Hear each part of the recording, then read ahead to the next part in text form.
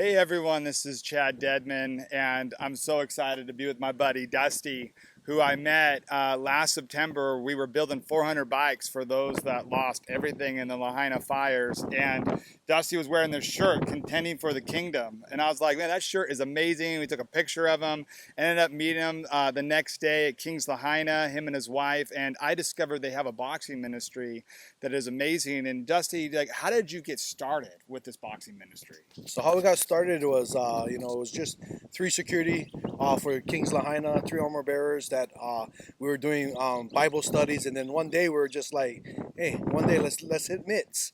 So we started hitting mitts, just the three of us, and then it kind of grew to 10, then it kind of grew to 15, and the next thing you know, we started this boxing ministry called Contending for the Kingdom, and it brought over 20 to 30 kids every day for this ministry, and it's kind of just been a go ever since. We try to go out the door of the church and try to get our own facility, but it didn't feel right to be away from the church, so we brought it back to the church. We had one of my brothers that's an usher, a head usher there. He built us a beautiful 400 square foot deck that we can hang bags, and we just started bringing it back to church, coming back to the roots, coming back to the word, the foundation, and just going from there. Um, Now, you guys had this at the church in Kings Lahaina, and then it all burned down August 8th. And I mean, what's that been like? It'd be great to hear too of what's it been like for those 20 kids that found a community, that found, some spiritual and some older brothers and spiritual fathers in the Lord. so it's been hard. You built this relationships with these kids, even their parents. You built relationships with, and that's what Kings is all about: is relationships with people and power and purpose, and giving them purpose in their lives. But yeah, it's been hard. We're all scattered throughout the islands. I have Coach Goody that's holding it up with some of the boys in Lahaina. They still train, but they're going from place to place, house to house, and it's kind of, we're kind of missing each other right now, and the urgency that Lahaina needs right now to, just that hope and that encouragement, we need to bring it back. And Yes. and that's why I'm glad that we had that divine appointment, with Chad, Abigail, and her husband. You know what I mean? And let's get this ball rolling. Let's get Yeah. this ball rolling. And now, I mean, you guys lost all your equipment, Yes. everything. And, the other aspect here is those that are growing up in Maui and they're growing in their skill set of boxing. In order to get noticed, recognized, and to move up in the ranks, they have to go to Oahu because there is no facility here that can have tournaments and have. So, can you just tell us how of a game changer would that be as far as opportunities for those that are in Maui that have that skill set to begin to have boxing go to the next level?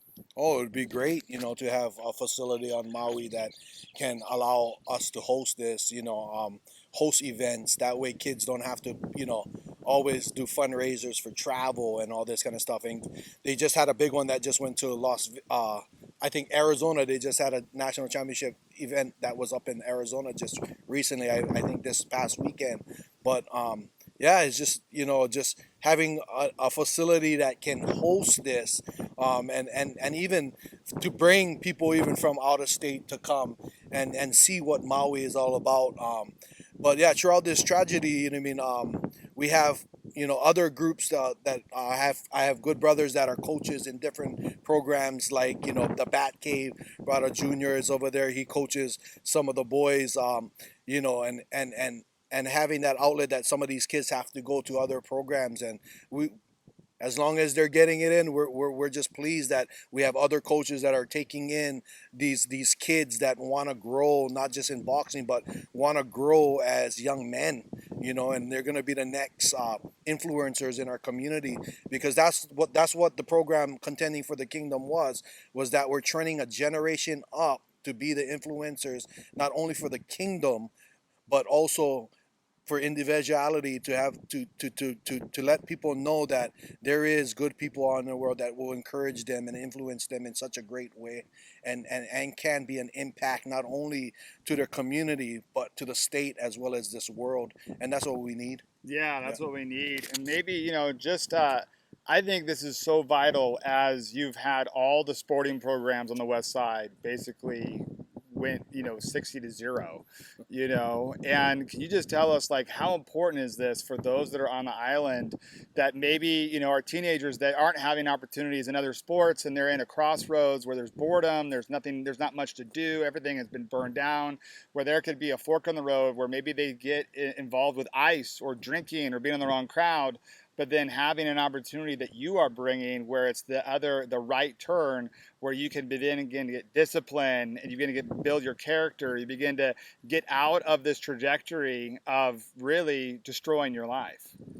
Oh, it's very vital, especially now, and even before this tragedy happens, it was vital then. Yeah. And you know, I was very fortunate to still have my job, and I just went back to my job 2 weeks ago, and it is in a hotel, and I get to see some of my friends that were impacted by this fire, and you see them how daily like their kids are, the way they walk, the way they look, and it's, what I mean, it's very vital that this program is a resource, is an outlet for that. Because, what I mean, yes, we have doctors that can talk about mental health issues and all that stuff, but this is something that's more of a resource than just talking about things. It's really releasing Hmm. things that become the root to such a greater big problem.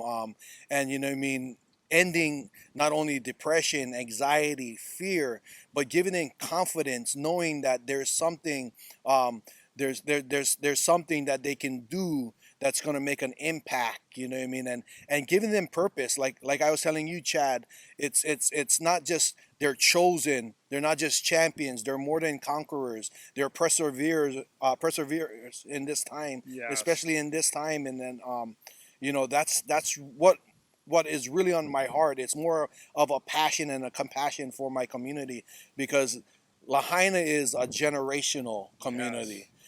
When you look at the history of Lahaina, even in sports, you'll see some of the names like Tijaras.